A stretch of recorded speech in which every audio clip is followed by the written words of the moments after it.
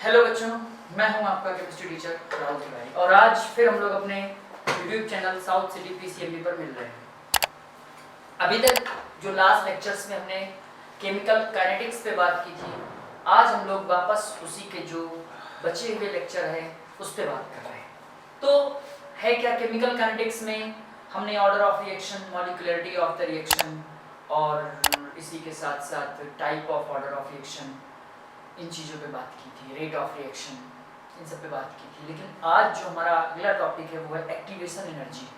Last lecture में मैंने बहुत सारे न्यूमेरिकल्स, इंपॉर्टेंट न्यूमेरिकल्स और बोर्ड से रिलेटेड न्यूमेरिकल्स जो भी थे उन पे हमने बात की थी और इतना पढ़ने के बाद अब जो न्यूमेरिकल्स थे वो तो इम्पोर्टेंट थे ही, लेकिन अगला टॉपिक हमारा जो है एक्टिवेशन एनर्जी, ये और भी ज़्यादा इम्पोर्टेंट है। और इसकी इम्पोर्टेंस ये है कि इससे भी एक न्यूमेरिकल एग्जाम में आता जरूर है। तो अगर आप लोग इस चैप्टर पूरे वीडियो को लास्ट तक देखते हैं तो मेरे ख्याल से इस चैप्टर में कोई प्रॉब्लम होने वाली नहीं है और ये चैप्टर आपको अच्छे से क्लियर हो जाएगा और इस चैप्टर में आपको किसी भी तरह की कोई प्रॉब्लम फेस नहीं करनी पड़ेगी। तो चलते हैं अपने अगले टॉपिक की तरफ, जो भी टॉपिक है हमारा एक्टिवेशन एनर्जी। उसके पहले हम आपको बता दें कोलिजन थ्योरी क्या होती है। कोलिजन थ्योरी का मतलब है कि जैसे बताया जाता है कि कोई भी रिएक्शन तब होगी जब दो मॉलिक्यूल्स आपस में टकराते हैं।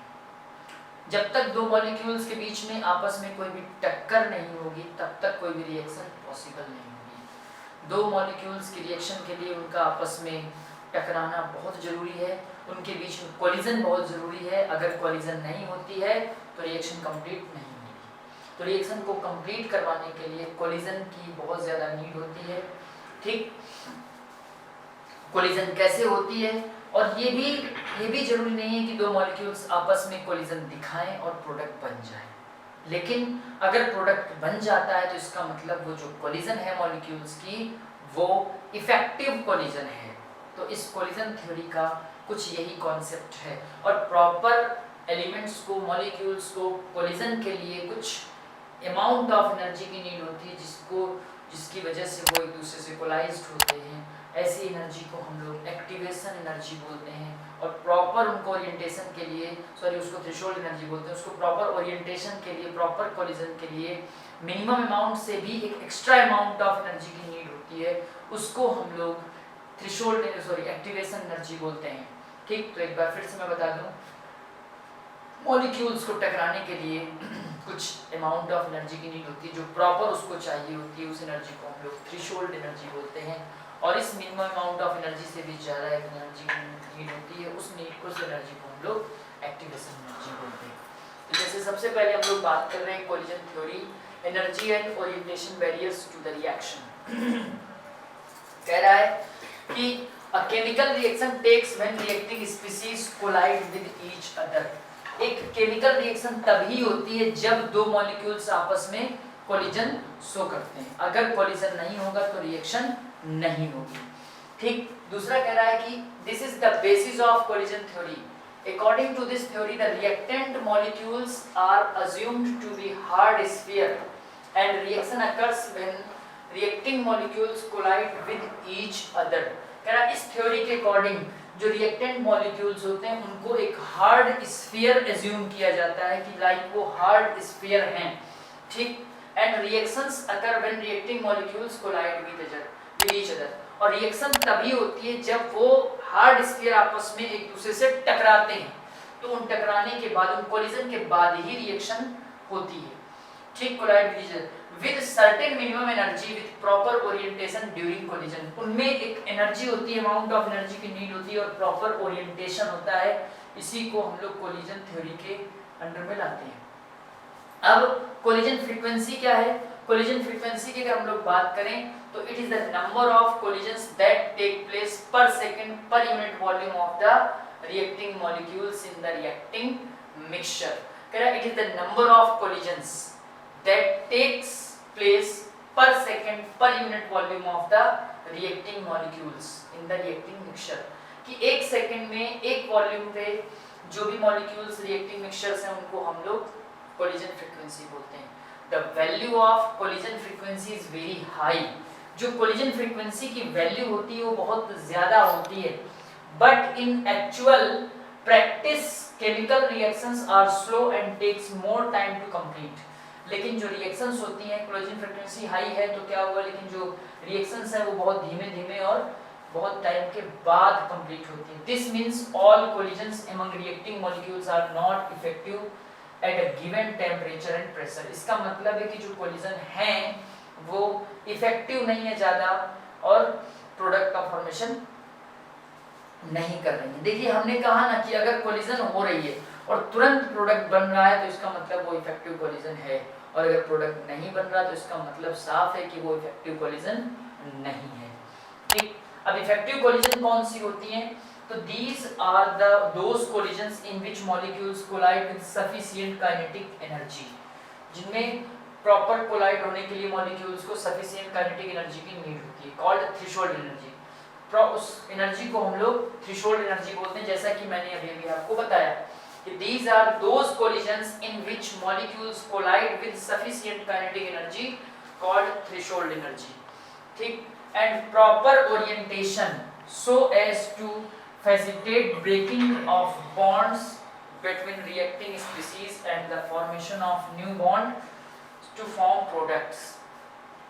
कह रहा है कि breaking of bonds between reacting species and formation of new bonds to form product। कह रहा है कि these are those collision which molecules collide with sufficient, उसको proper orientation के लिए, proper collision के लिए एक एनर्जी की नीड होगी जिसको थ्रेशोल्ड एनर्जी बोलेंगे, और and proper so as to facilitate breaking of bonds, जिसकी वजह से वो बॉन्ड ब्रेक होंगे और न्यू बॉन्ड का फॉर्मेशन होगा और साथ ही साथ प्रोडक्ट बनेगा। तो ऐसी एनर्जी को हम लोग थ्रेशोल्ड एनर्जी बोलते हैं। फिर से एक बार मैं आपको बता दूं कि कोलिजन थ्योरी क्या है, कि वो बोलती है कि मॉलिक्यूल्स के बीच में रिएक्शन तब होती है जब दो मॉलिक्यूल्स आपस में टकराते हैं, कोलिजन शो करते हैं। जरूरी नहीं है कि मॉलिक्यूल्स आपस में कोलिजन शो करें, टकराएं और उसके बाद प्रोडक्ट बन ही जाए, लेकिन जिन कोलिजन से प्रोडक्ट का फॉर्मेशन हो जाता है उन प्रोडक्ट्स को हम लोग उन कोलिजन्स को हम लोग इफेक्टिव कोलिजन बोलते हैं। मॉलिक्यूल्स को प्रॉपर कोलिजन के लिए, प्रॉपर ओरिएंटेशन के लिए कुछ अमाउंट ऑफ एनर्जी की नीड होती है, उस मिनिमम अमाउंट ऑफ एनर्जी को ही हम लोग थ्रेशोल्ड एनर्जी बोलते हैं। ठीक, उस मिनिमम अमाउंट ऑफ एनर्जी को ही हम लोग थ्रेशोल्ड एनर्जी बोलते हैं। ठीक, तो ये हमारे पास थ्रेशोल्ड एनर्जी की बात हो गई। आगे है activated complex and activation energy. तो एक्टिवेटेड कॉम्प्लेक्स और एक्टिवेशन एनर्जी क्या है? एक्टिवेटेड कॉम्प्लेक्स होता है कि जैसे कोई भी रिएक्शन हो रही है तो उसमें रिएक्टेंट्स क्या करेंगे, अपनी सरफेस पे कैटलिस्ट का या अदर सब्सटेंस का एब्जॉर्प्शन करते हैं। तो जब अदर सब्सटेंस का एब्जॉर्प्शन करेंगे तो एक कॉम्प्लेक्स बनाएंगे, एक इंटरमीडिएट कंपाउंड बनाएंगे, उस इंटरमीडिएट कंपाउंड को हम लोग क्या बोलेंगे, एक्टिवेटेड कॉम्प्लेक्स बोलेंगे। तो activated complex in the complex formed on collision of reactants with maximum energy and least stability, the minimum amount of energy over the above average of reactants required to form activated complex is called activation energy। activation energy किसको बोलते हैं? Minimum amount of energy जिसके लिए need होती है। ठीक भाई, अब एक अमाउंट चाहिए एनर्जी का जो कोलिजन के लिए जरूरी है। अब प्रॉपर कोलिजन से भी ज्यादा एक अमाउंट ऑफ एनर्जी की नीड होती है, उसको हम लोग एक्टिवेशन एनर्जी बोलते हैं। Higher the value of activation energy, reaction is slow, और रिएक्शन कैसी हो जाती है, स्लो हो जाती है। Lower the value of activation energy, the reaction is fast. जितनी कम वैल्यू होगी एक्टिवेशन एनर्जी की उतनी ही ज्यादा activation energy, lower the value reaction is, उतनी ही ज्यादा फास्ट होगी। जितनी कम वैल्यू एक्टिवेशन एनर्जी की होगी उतनी ही रिएक्शन फास्ट होगी, और जितनी वैल्यू एक्टिवेशन एनर्जी की होगी उतनी ही रिएक्शन क्या होगी, स्लो होगी। Threshold energy is equal to होता है average energy of reactant plus activation energy. तो एवरेज एनर्जी ये है ई एवरेज प्लस ई ए आपकी एक्टिवेशन एनर्जी होती है। तो E activation energy is equal to E threshold energy minus E average energy. from the graph we find for exothermic reactions E product E reactants, यानी अगर reactants की अगर एक्सोथर्मिक रिएक्शन है तो उसमें जो एनर्जी रिएक्टेंट्स की है वो ज़्यादा होगी, प्रोडक्ट की है वो कम होगी।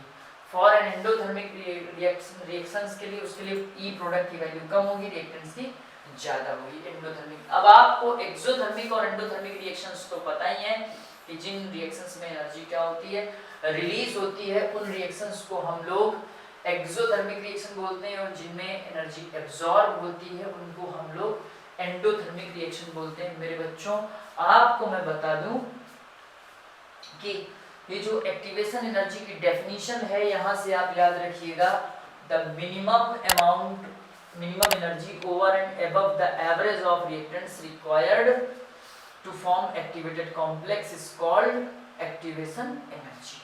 इस डेफिनेशन को याद रखिएगा, ये डेफिनेशन बहुत पूछी जाती है और इसी डेफिनेशन से आपको एक्टिवेशन एनर्जी के अबाउट में मिलेगा। अब एक साइंटिस्ट था आर्हीनियस, उस साइंटिस्ट ने हमें एक्टिवेशन एनर्जी से रिलेटेड एक फॉर्मूला दिया था, उस फॉर्मूले को हम लोग आर्हीनियस का फॉर्मूला बोलते हैं। ठीक, आइए उस फॉर्मूले का नाम क्या है जानते हैं।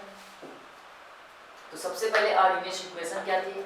Arrhenius equation proposed a quantitative relationship between rate constant and temperature T. तो K is equal to A E minus EA upon RT।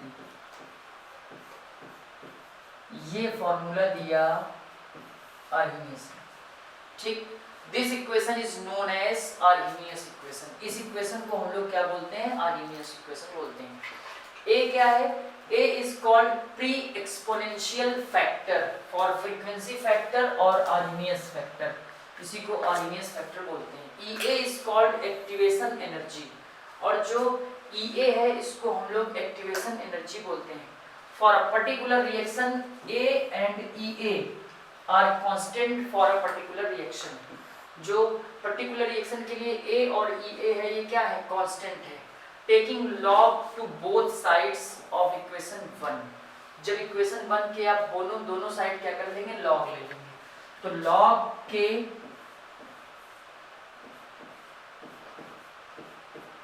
Log ए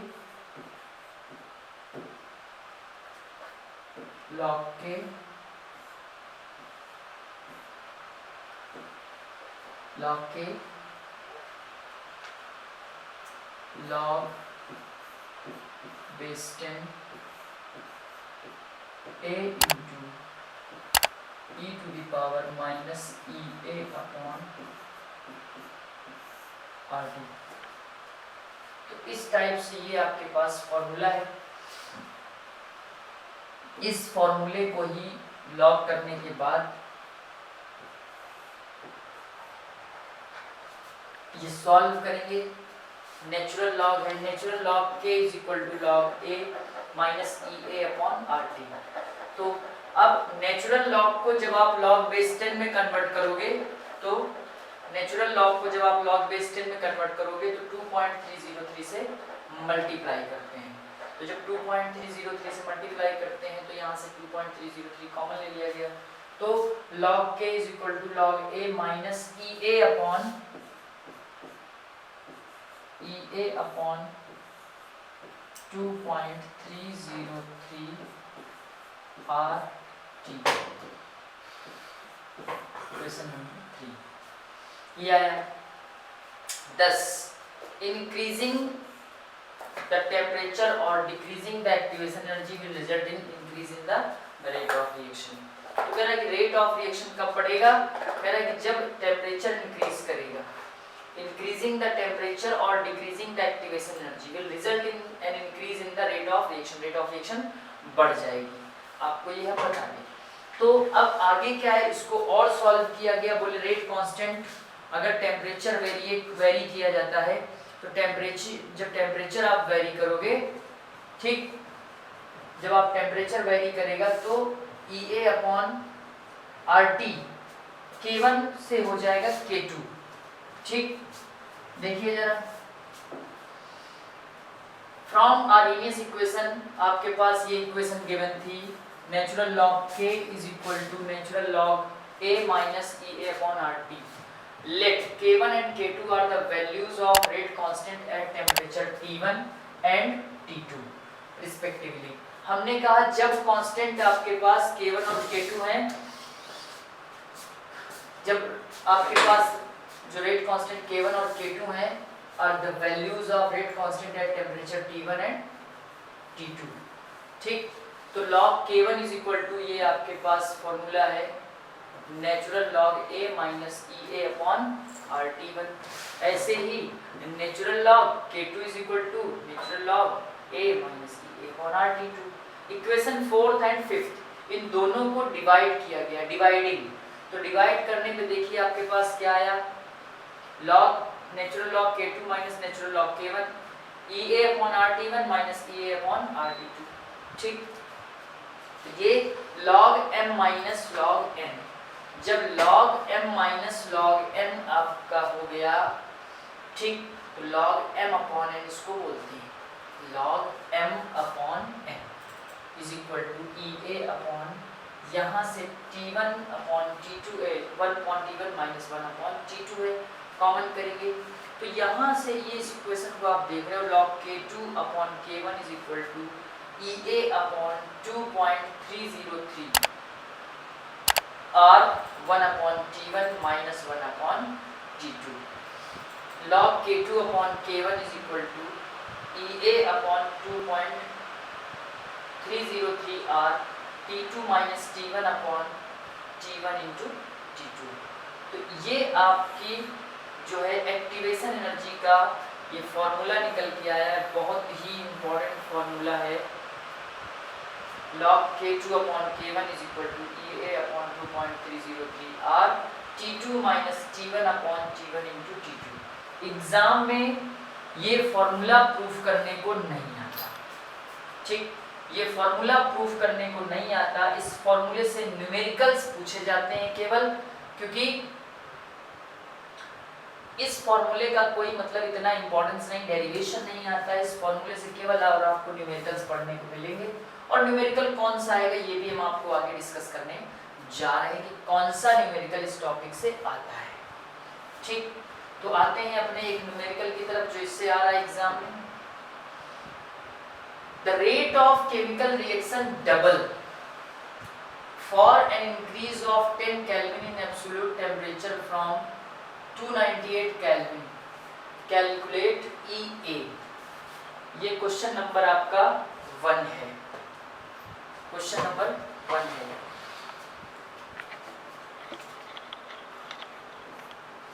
ठीक, तेरा rate of chemical reaction doubles, तेरा रेट ऑफ रिएक्शन डबल हो जाता है जब temperature क्या करते हैं 10 kelvin in absolute temperature from 298 kelvin.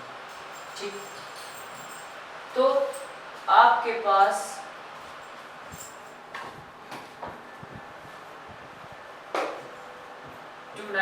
Kelvin, T2 कितना है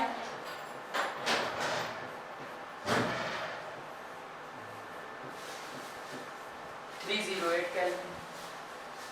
ठीक है, तेरा रेट कांस्टेंट डबल्स, यानी K1 तो K है लेकिन जो K2 है वो 2K होगा.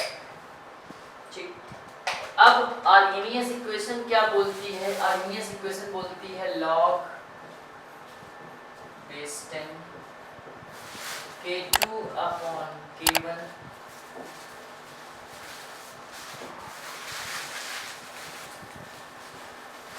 K2 upon K1 is equal to EA upon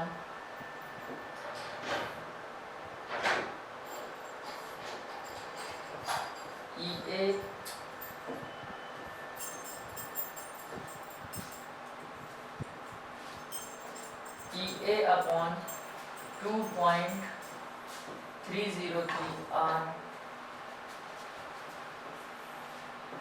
1 upon T1 minus 1 upon T2. ये ये फॉर्मूला है log K2 अपॉन K1, ठीक है। तो log base 10 K2 upon K1, आपके सामने सब कुछ है, ठीक। R की वैल्यू परमानेंट 8.314, ठीक है। log बेस 10 K2 कितना है 2K, KK is equal to EA आपको निकालना है 2.303, R की वैल्यू 8.314, 1 अपॉन T1 298 केल्विन।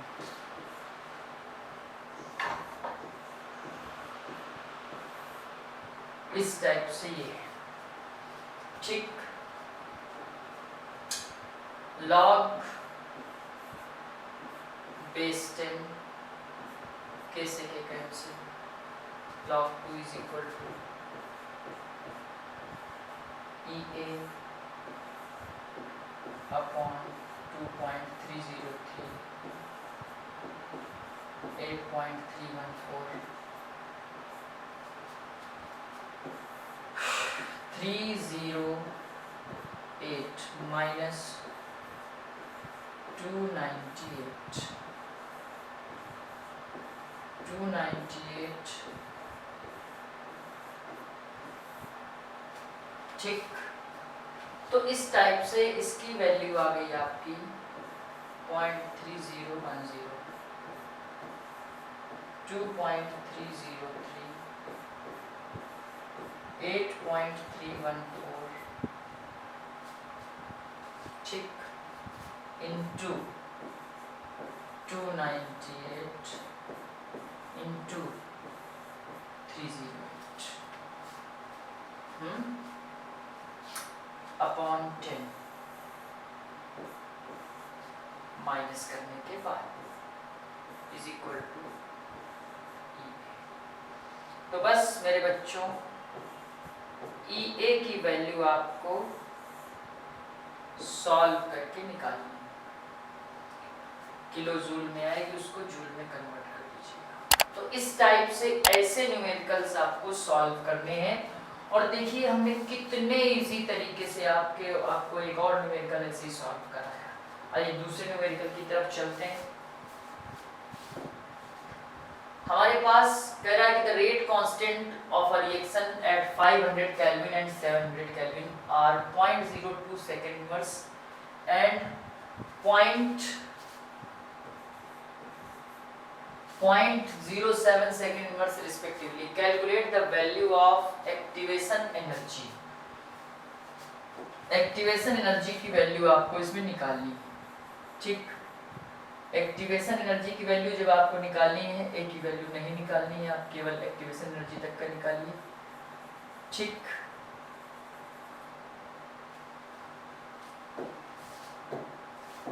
अब देखो कह रहा है कि जो रेट कांस्टेंट है 500 केल्विन एंड 700 केल्विन,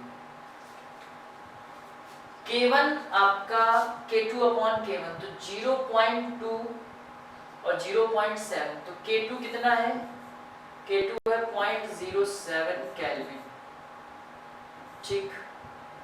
K1 क्या है 0.02 केल्विन, ठीक। EA आपको निकालनी है। T2 आपका क्या है 700, T1 क्या है 500। आप दोनों को रख लीजिए, जैसे इसको सॉल्व करेंगे, ठीक। इसको सॉल्व करिए और log 3.5 की वैल्यू 0.544 यहाँ रखिए। EA अपॉन 2.303 R की वैल्यू रखी, यहाँ T1 इंटू T2 किया, ठीक। बस पूरा यहाँ पे आप सॉल्व करेंगे, ठीक है। पूरा सॉल्व करने के बाद जो EA की वैल्यू आ रही है वो 18,230 जूल आ रही है। तो इस टाइप से आपके पास किसकी वैल्यू आ गई क्वेश्चन नंबर 2 है, EA की वैल्यू आ गई है, ठीक, EA की वैल्यू आ जाती है यहाँ से। ऐसा ही एक और न्यूमेरिकल है आपके पास, रेट ऑफ रिएक्शन क्वाड्रपल्स। क्वाड्रपल्स मतलब 4 टाइम्स, कितने times? 4 times, 4 times when the temperature changes from 293 Kelvin to 313 Kelvin. Calculate the energy of activation and rejection assuming that it is not changed with temperature. कह रहा है कि ये temperature के साथ change नहीं होती है, यानी जो कह रही है कि जो आंसर इसका सॉल्यूशन है K1 तो K है ही, लेकिन जो K2 है ये 4K है, ठीक। और कह रहा है कि changes from 293 kelvin to 313 kelvin, जो T1 है वो 293 केल्विन और T2 जो है 313 केल्विन, ठीक। Calculate the energy of activation of the reaction assuming that it is not changed with temperature. आपको EA निकालना है, ठीक, EA आपको निकालना है। अब आपके पास कैपिटल R भी है, 8.314, ठीक है। अब फॉर्मूला आपके पास क्या है? वही formula, log base 10 K2 upon K1 is equal to EA upon 2.303 R log base 10, sorry,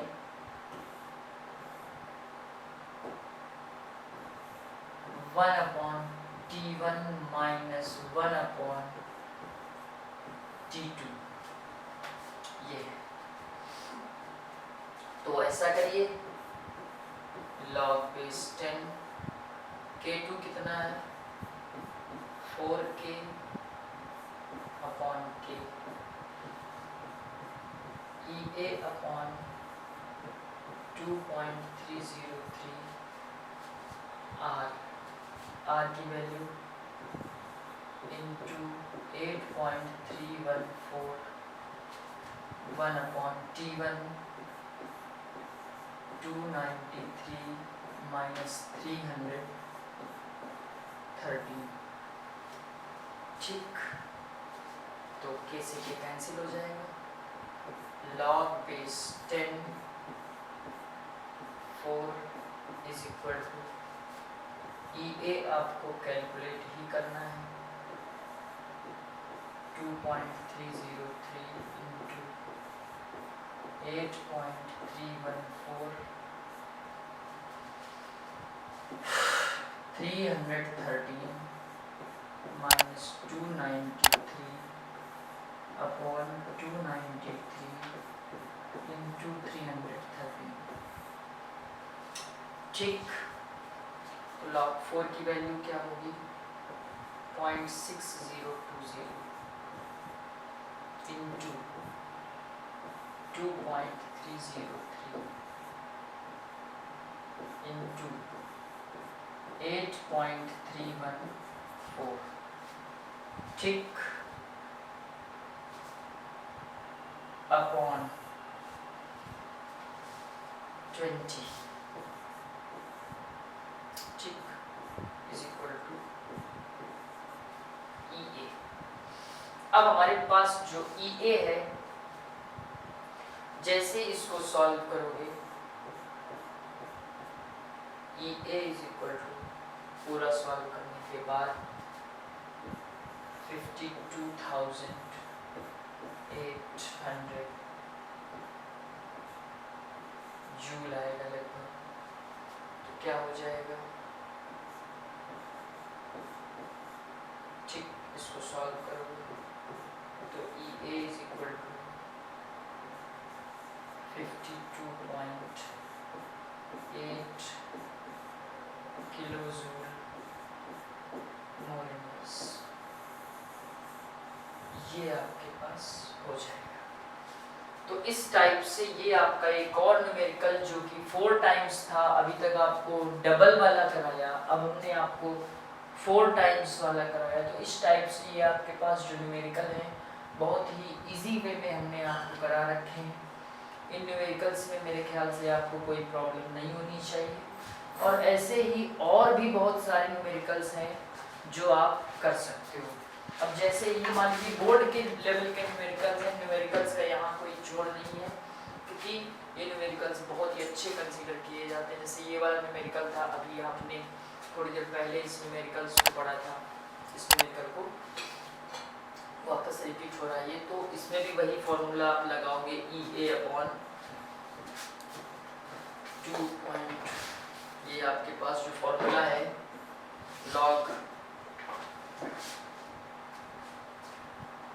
log K2/K1 is equal to EA/2.303 R log base 10, sorry, 1/T1 minus 1/T2। ये फॉर्मूला आपको लगाना है। इसी फॉर्मूले के बेसिस पे आप इस क्वेश्चंस को सॉल्व कर लीजिएगा। और activation energy A, Arrhenius factor A निकालने के लिए आपके पास फॉर्मूला होता है, अभी रिसेंटली जो हमने आपको बताया, ठीक, K is equal to A, ठीक, A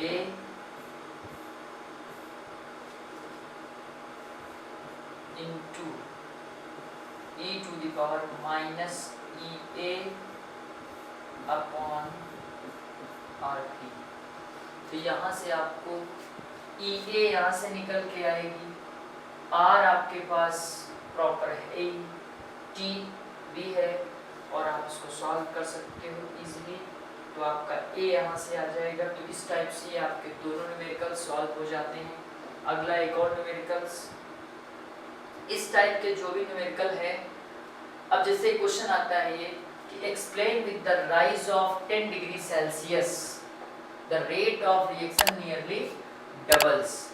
ये क्वेश्चन है कि कह रहा है कि अगर आप किसी भी टेम्परेचर, किसी भी रेट ऑफ रिएक्शन डबल हो जाती है अगर आप टेम्परेचर को इंक्रीज करते हो। अगर 10 डिग्री इंक्रीज करते हो तो रेट ऑफ रिएक्शन डबल हो जाती है। ठीक, तो भैया डबल कैसे हो जाती है, इस चीज को जानना है। With the rise of temperature the number of collisions of reactions molecules increases, thus the product more product is formed। कह रहा है कि जब आप 10 डिग्री तक टेम्परेचर बढ़ाते हो तो रेट ऑफ रिएक्शन डबल हो जाती है। इसके कई सारे न्यूमेरिकल्स भी आपने अभी रिसेंटली पीछे किए हैं। 20 डिग्री में 4 टाइम्स हुआ, 10 डिग्री में ये आपका डबल हुआ। तो इस टाइप के न्यूमेरिकल अभी आपने जस्ट पीछे ही लगाए हैं। ठीक, तो जब आपने पीछे न्यूमेरिकल लगाया तो उसमें था भी क्यों ऐसा हुआ, तो उसका आंसर ये लिखा हुआ है, with the rise of temperature the number of collisions on reaction molecules increases. यहाँ पे जैसे आपके पास ये कंटेनर है, इस कंटेनर में ये आपके पास भरा हुआ है लिक्विड। तो कह रहा है कि इसमें मॉलिक्यूल्स, कह रहा है कि जैसे ही आपने क्या किया, टेम्परेचर बढ़ाया नीचे से ऐसे, इस तरह से आपने बर्नर की हेल्प से आपने जैसे इस पे, तो ये जैसे ही टेम्परेचर बढ़ाया तो ये कह रहा है कि 10 डिग्री सेल्सियस तक बढ़ जाता है। जैसे ही टेम्परेचर तो रिएक्शन क्या हो गई, डबल हो गई।